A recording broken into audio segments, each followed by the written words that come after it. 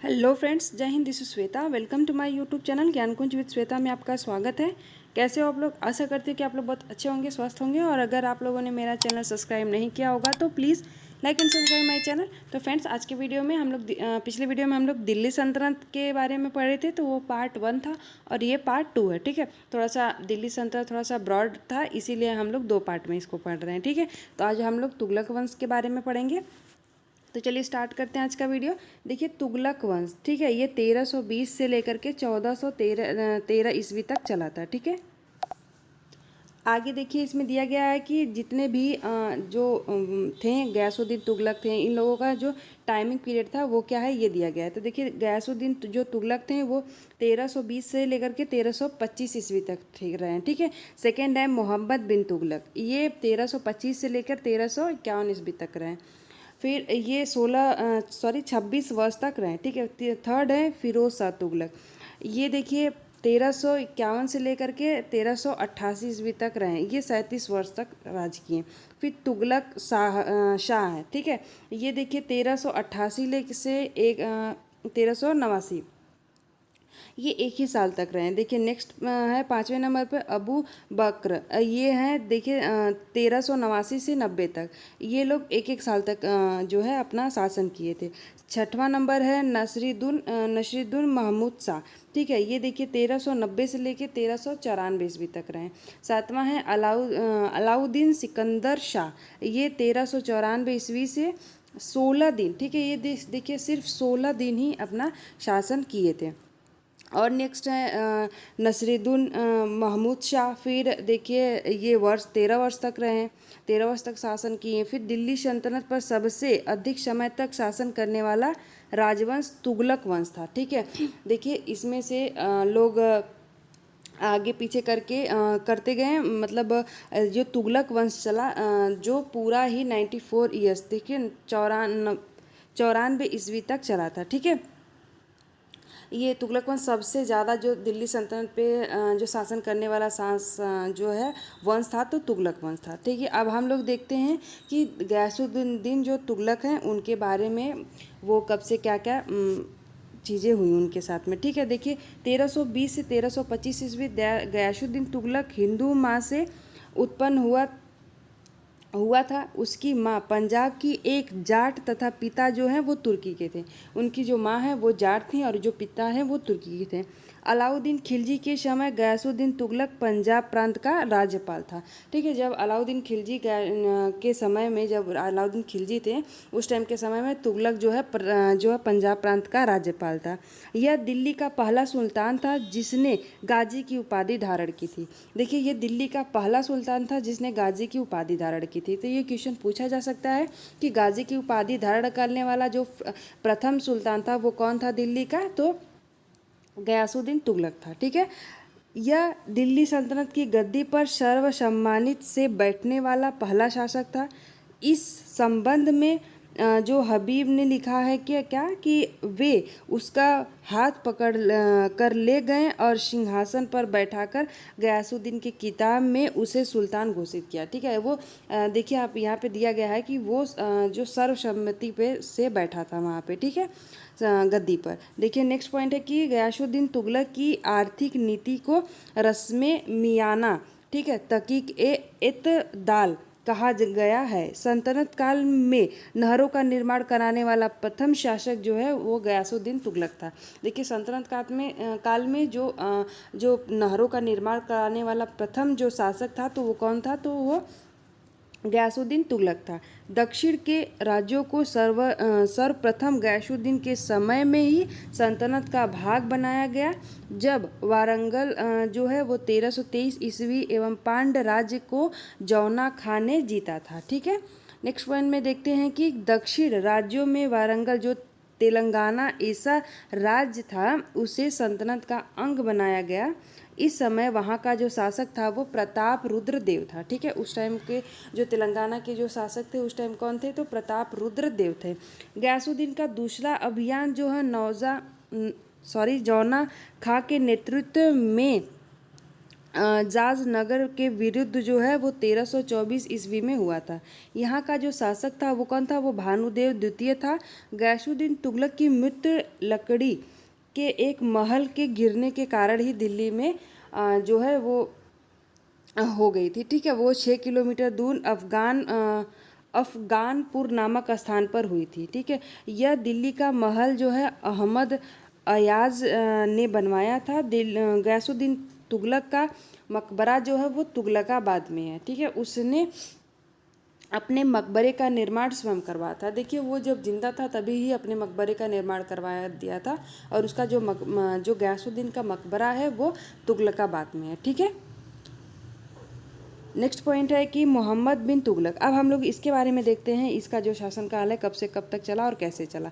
तो देखिए, 1325 ईस्वी से 1351 ईस्वी तक इसका जो शासन काल चला मोहम्मद बिन तुगलक का।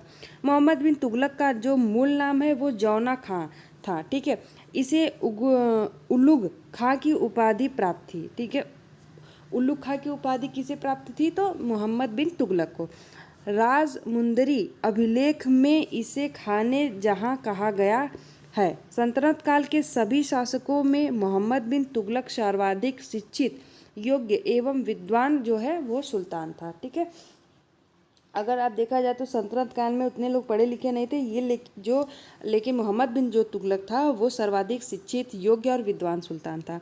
मौलाना गयासुद्दीन इसके शिक्षक थे। उन्हें जो है इन्हें कुतलुक खां की उपाधि दी गई थी। मोहम्मद बिन तुगलक के विषय में विभिन्न विद्वानों के मत। ठीक है, इनके जो विषय में विभिन्न विद्वान जो है क्या कहे हैं? इसामी ने कहा है कि द्वितीय यजीद विधमिर रक्त पिपासु, इसे हम रक्त पिपासु भी कहते हैं मोहम्मद बिन तुगलक को। बर्नी ने कहा सृष्टि का आचार्य, विपरीत तत्वों का मिश्रण। ठीक है, एल्फिस्टर ने कहा पागलपन का कुछ अंश था।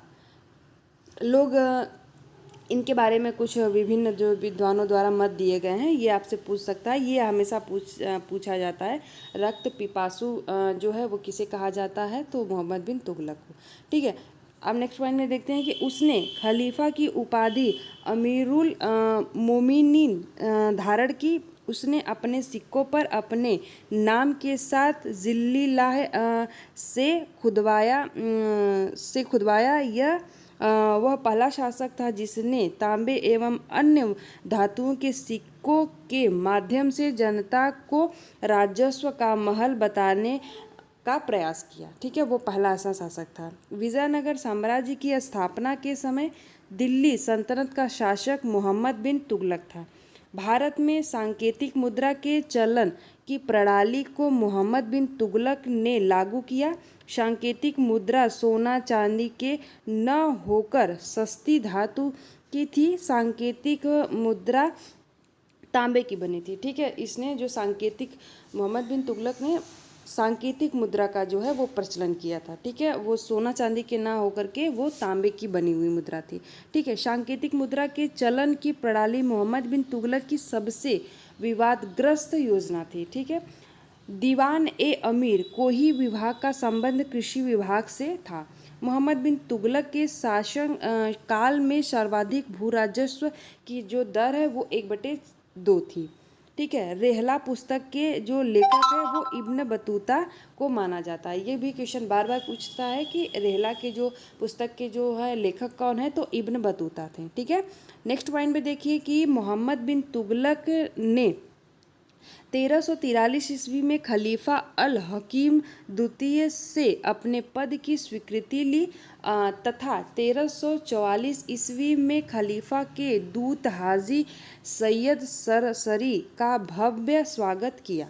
ठीक है, मोहम्मद बिन जो तुगलक हैं ने सल्तनत कालीन सर्वाधिक विस्तृत साम्राज्य का शासन किया। उसके साम्राज्य में कुल 23 प्रांत थे। ठीक है, मोहम्मद बिन तुगलक के साम्राज्य में कुल कितने प्रांत थे? तो 23 थे।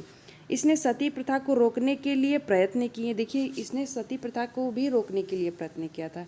ठीक है, सल्तनत काल में ऐसा करने वाला प्रथम शासक था। ठीक है, उस टाइम क्योंकि जो मुस्लिम लोग थे उस टाइम के बहुत ही क्रूर थे, लेकिन वो ऐसा प्रथम जो शासक था जिसने सती प्रथा को रोकने का प्रयत्न किया था। ठीक है, मोहम्मद बिन तुगलक के प्रमुख हिंदू पदाधिकारी जो है साईराज मंत्री धारा जो दक्षिण का नायब वजीर अजीमुर सिंह सिंध, ठीक है, रतन सिंह और सेहवान का राज्यपाल था। मोहम्मद बिन तुगलक ने जैन विद्वान जीन प्रभा सूरी से जो है वाद विवाद किया, जम्बू जी से भी वाद विवाद किया, राजशेखर को संरक्षण प्रदान किया।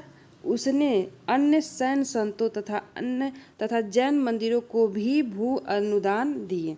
यह होली में भाग लेता था। यह पालीताड़ा स्थित जो है शत्रुंजय मंदिर भी गया था। देखिए, जो मोहम्मद बिन तुगलक है वो होली भी मनाता था, होली में भी भाग लेता था। ठीक है, नेक्स्ट पॉइंट देखते हैं कि मोहम्मद बिन तुगलक ऐसा पहला शासक था जिसने ख्वाजा मोइनुद्दीन चिश्ती तथा सलार महमूद गाजी बहराइच की दरगाह की जो है जियारत की थी। ठीक है, देखिए आप बहराइच जाएंगे, वहाँ पे जो है इनकी दरगाह है। और देखिए जो ये ऐसे पहले जो मोहम्मद बिन तुगलक ऐसा पहला शासक था जिसने ख्वाजा मोइनुद्दीन चिश्ती की जो है वो दरगाह जो है वो किया था। ठीक है, नेक्स्ट पॉइंट है कि हज़रत नसीरुद्दीन जो है चिरागे देहली मोहम्मद बिन तुगलक के विरोधी थे। मोहम्मद बिन तुगलक पहला शासक था जिसने सूबों की आय व्यय का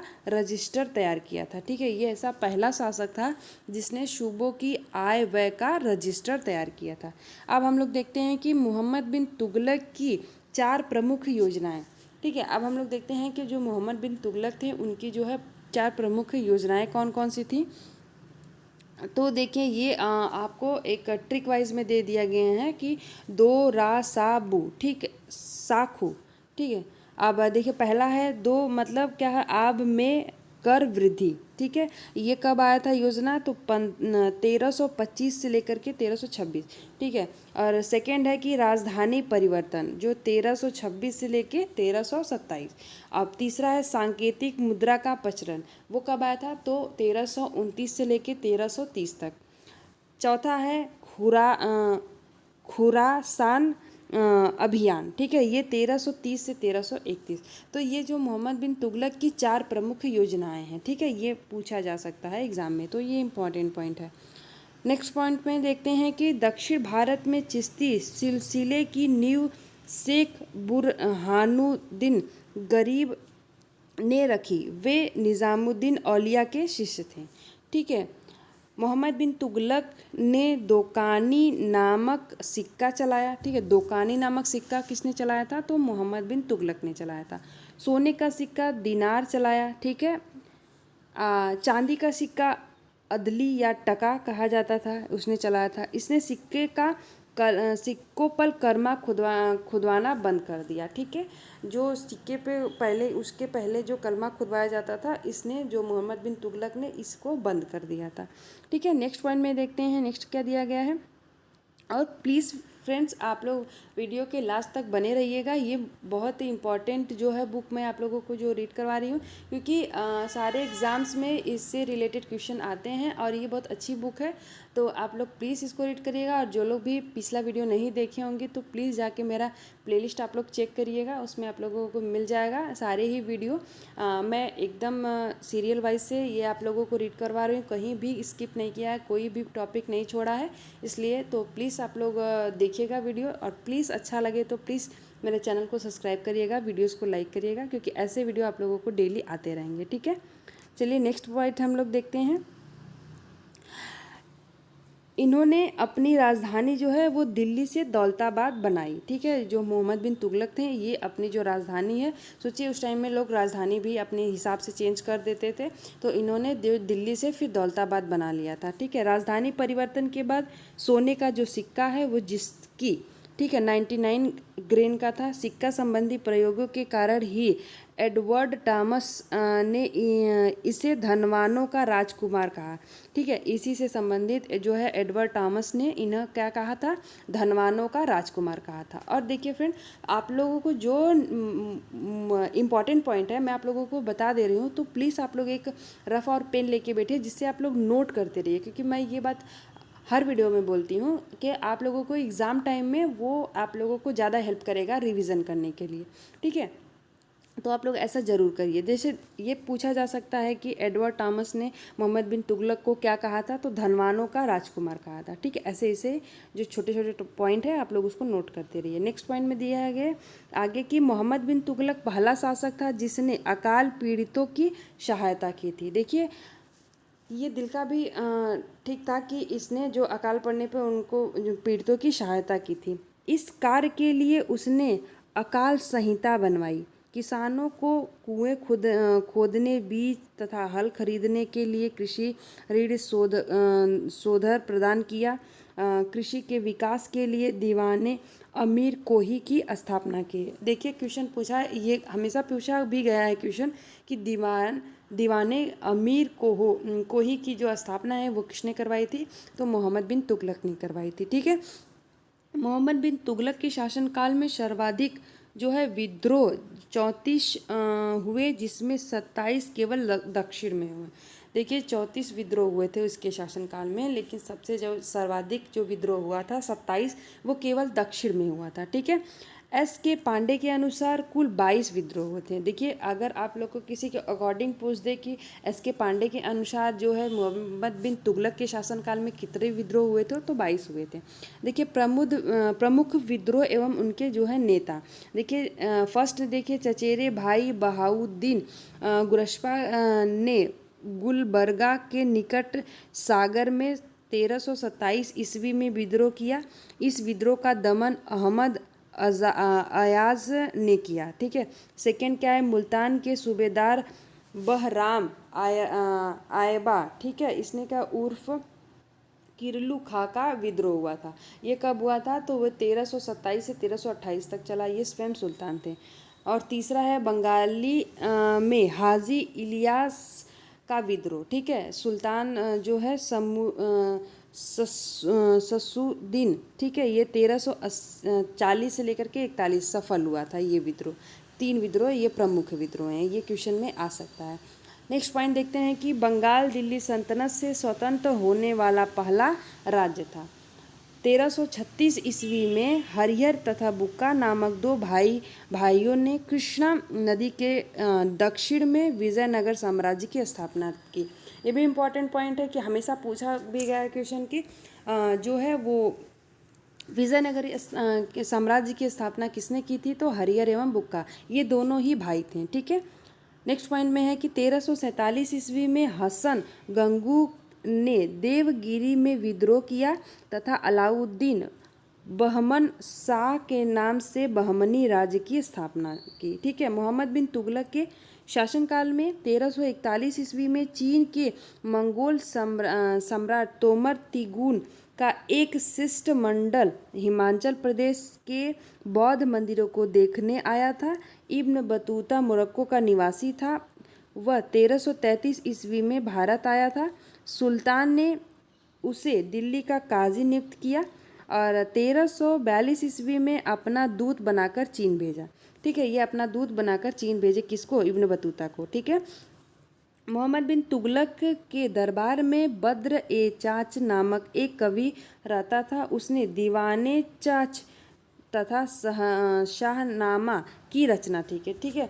देखिए दीवाने चाच और शाहनामा की रचना कौन किया था, तो ये बद्र ए चाच नामक एक कवि रहते थे, किसके जो साम्राज्य में, तो मोहम्मद बिन तुगलक के टाइम पे, ठीक है। नेक्स्ट पॉइंट है कि शाहनामा मोहम्मद बिन तुगलक को समर्पित था, ठीक है। जो शाहनामा था वो मोहम्मद बिन तुगलक को समर्पित था।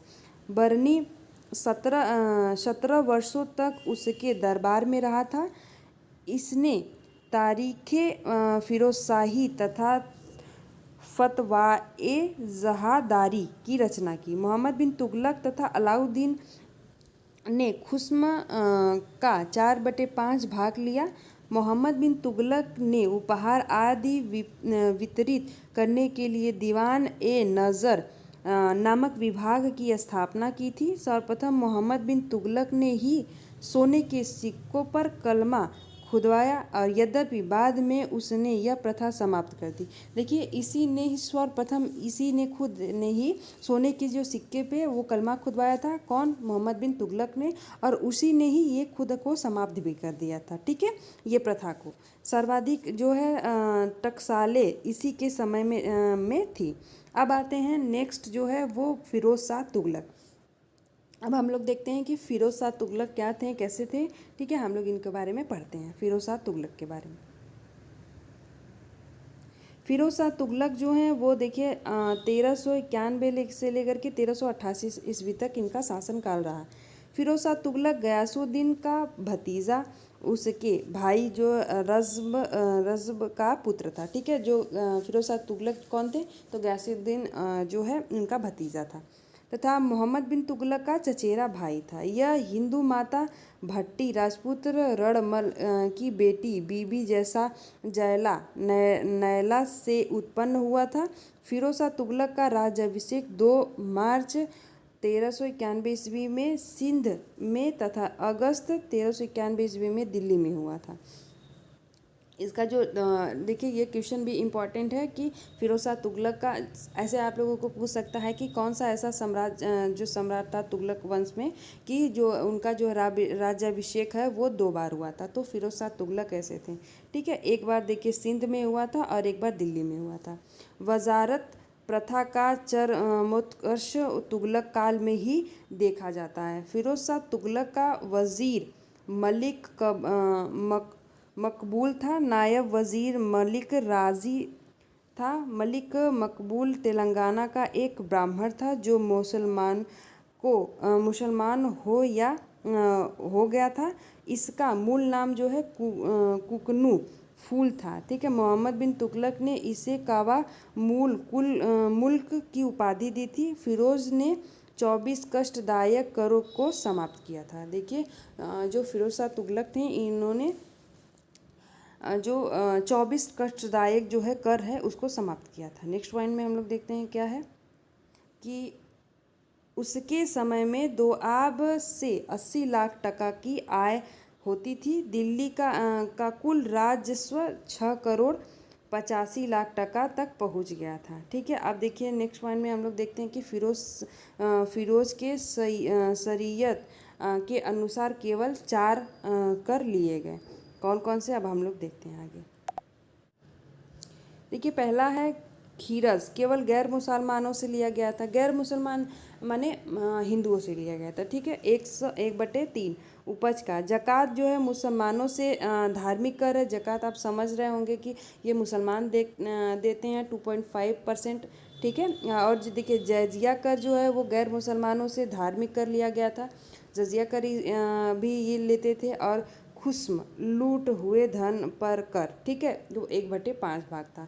देखिए इन्होंने एक जक़ात और जजिया और खिरज और खुस्म ये जो 4 जो है वो कर है इनके अनुसार लिए गए। ठीक है, सर्वप्रथम फिरोज ने ही ब्राह्मणों से ही भी जजिया कर वसूल किया था। ठीक है, ये ऐसे प्रथम शासक था जिन्होंने ब्राह्मणों से भी जजिया कर लिया था। और जजिया कर किससे लिया जाता था? तो यह हमेशा याद रखिएगा, गैर मुसलमानों से लिया जाता था, यानी कि हिंदुओं पर जजिया कर लगाया था। और ये सिंचाई कर हक ए सर्व 10% लेने वाला पहला शासक फिरोज शाह तुगलक था।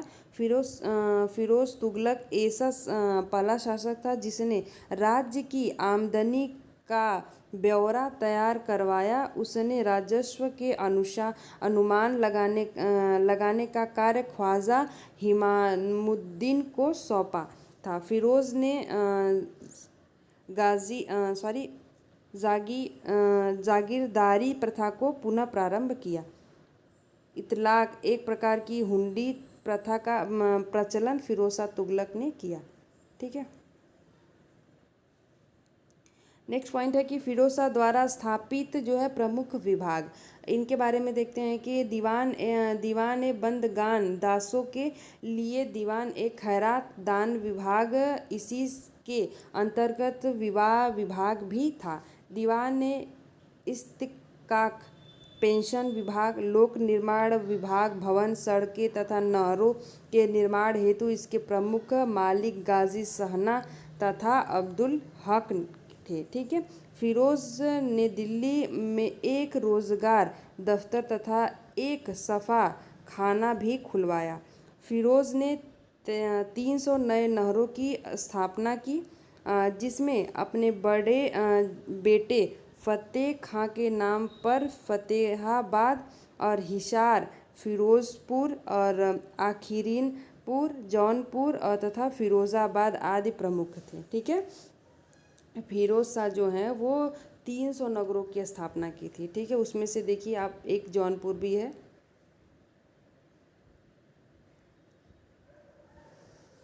1352 ईस्वी में उसने दिल्ली में मदरसा ए फिरोज शाही बनवाया तथा मौलाना जलालुद्दीन रूमी को इसका प्रधानाध्यापक नियुक्त किया। ठीक है। वुल्जले हेग के अनुसार निर्माण कार्य की दृष्टि से फिरोज शाह रोमन सम्राट ऑगस्टस के समान था। ठीक है। इसके अकॉर्डिंग ये उतना इम्पोर्टेंट नहीं है, ये नहीं पूछा जा सकता। हाँ, ये पूछा जा सकता है कि मदरसा ए फिरोजशाही किसने बनवाया था, तो दिल्ली में जो है इसने बनवाया था। ठीक है। फिरोज शाह ने।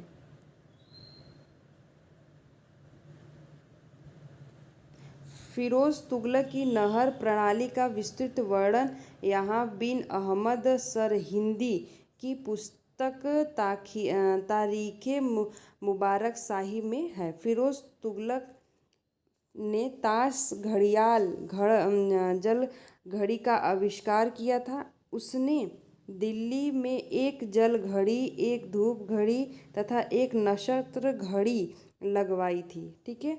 फिरोज ने अशोक के टोपरा अम्बाला जो हरियाणा स्तंभ की दिल्ली मंगाकर फिरोजा शाह टोकला की मस्जिद के सामने तथा मेरठ स्तंभ को कुश्के शिकार वर्तमान हिंदूराव अस्पताल के निकट स्थापित करवाया था। देखिए जो अशोक का जो स्तंभ था वहाँ से इसने अम्बाला हरियाणा में वहाँ से उसको मंगवा कर अपने जो है वो बनवाया था, मस्जिद उसके सामने लगवाया था। ठीक है। देखिए कुतुब मीनार के 5वें तले का निर्माण जो करवाया। ठीक है।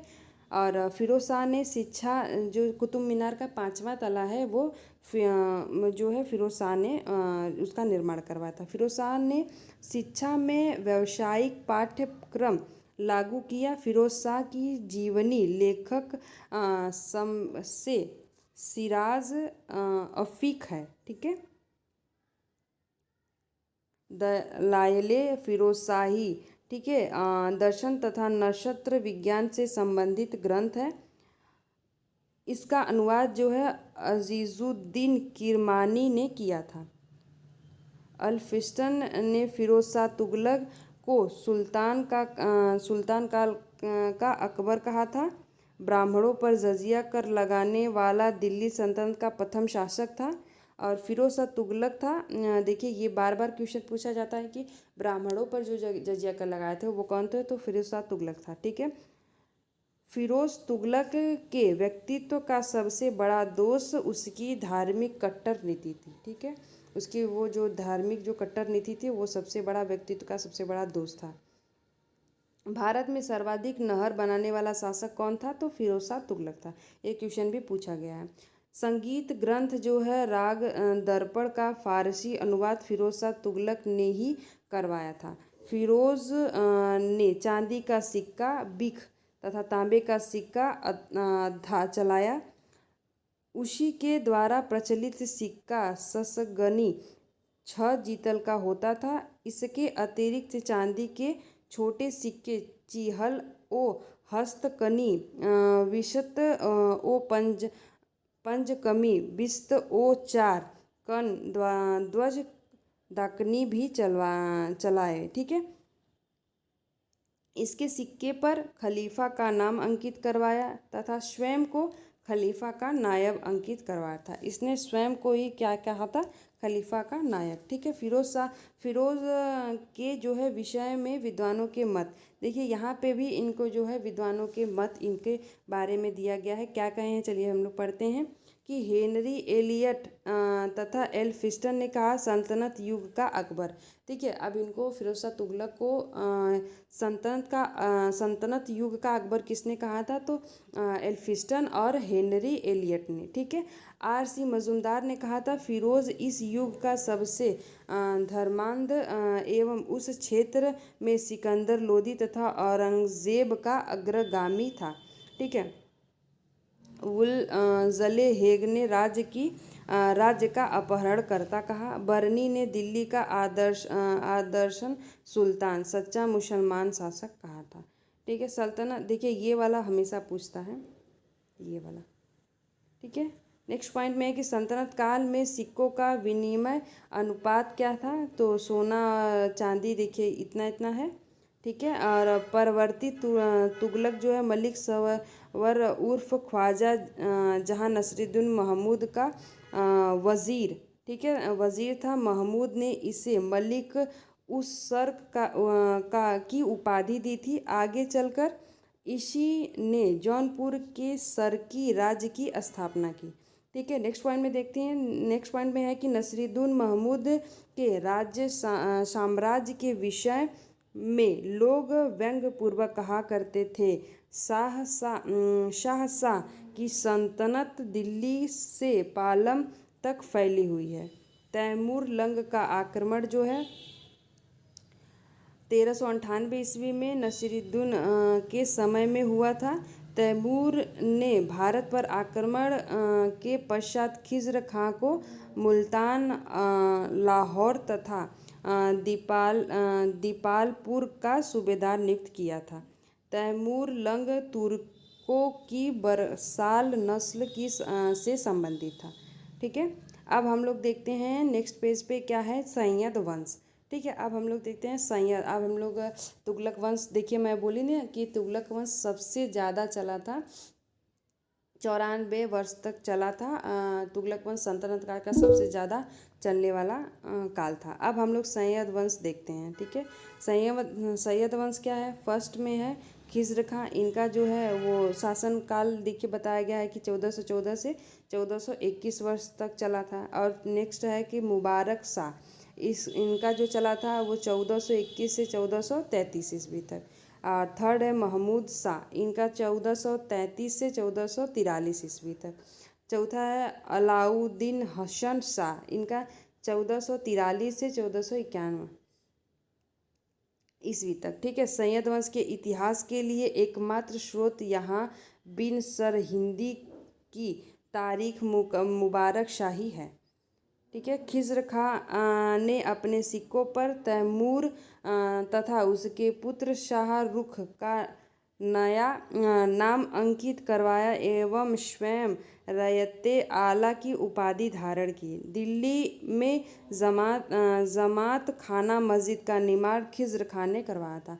देखिए जमात खाना मस्जिद का निर्माण किसने करवाया था, तो खिज़्र खां ने करवाया था। खिज़्र खां का जो है वो मंत्रिमंडल क्या था, वज़ीर देखिए किसे, मलिक तोहफा सहना व नायब दीवान जो है मलिक सरवर कहते थे। ठीक है, राज्य सचिव जो है मलिक दाऊद और आरिज़े मुमालिक जो है वो मलिक खैरुद्दीन। ठीक है, खिज़्र खां के पुत्र मुबारक शाह ने विदेशी आधिपत्य को स्वीकार नहीं किया, वह केवल खलीफा के लिए निष्ठावान रहा, सुल्तान की उपाधि धारण की थी। ठीक है, अब हम लोग देखते हैं लोदी वंश। ये छोटा सा ही था, अब हम लोग आगे देखते हैं लोदी वंश। लोदी वंश में क्या क्या हुआ था, बहलोल लोदी देखिए, इनका भी देखिए शासनकाल दिया गया है। अब फिर उसके बाद सिकंदर लोदी, हम लोग एक एक करके पढ़ते हैं। थर्ड है इब्राहिम लोदी। देखिए बहलोल लोदी सल्तनत काल में सबसे अधिक समय देखिए 38 वर्ष तक शासन करने वाला सुल्तान था। ये आपको टाइम पीरियड उतना नहीं पूछता है एग्ज़ाम के टाइम में, ठीक है। बहलोल लोदी के समय में ही जौनपुर के सरकी राजवंश का स्वतंत्र अस्तित्व समाप्त हुआ। लोदियों का महत्व सर्वप्रथम सुल्तान नसरुद्दीन महमूद जो है 1246 से 66 ईस्वी के काल में बढ़ा। अलाउद्दीन के शासन काल में इख्तियारुद्दीन अल अफ़गान तथा मलिक मक अफ़गान प्रमुख योद्धा थे। ठीक है। बहलोल लोदी ने 4.5% के मूल्य के बराबर बहलोल लोदी नामक चांदी का सिक्का चलाया था, जो अकबर के शासनकाल तक विनिमय का प्रमुख साधन रहा। ठीक है। नेक्स्ट पॉइंट में देखते हैं कि सिकंदर लोदी हिंदू माँ से उत्पन्न शासक था। उसको माँ ज़ैबंद एक सुनार की पुत्री थी। तैमूर के आक्रमण के बाद सल्तनत का सर्वाधिक जो विस्तार सिकंदर लोदी के समय में हुआ था। गज़े सिकंदरी में